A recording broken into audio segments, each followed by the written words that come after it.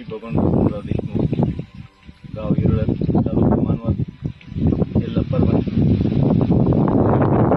माझा हा प्लॉट 2.5 एकरचा आहे.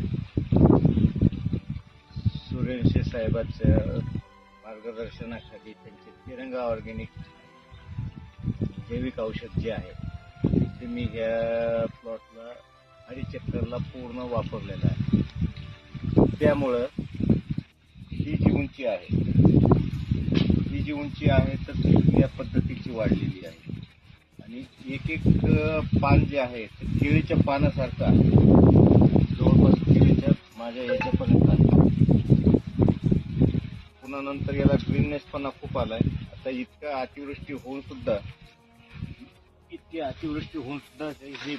ही कंडिशन आहे. आता हे याच्यामध्ये पाहिलं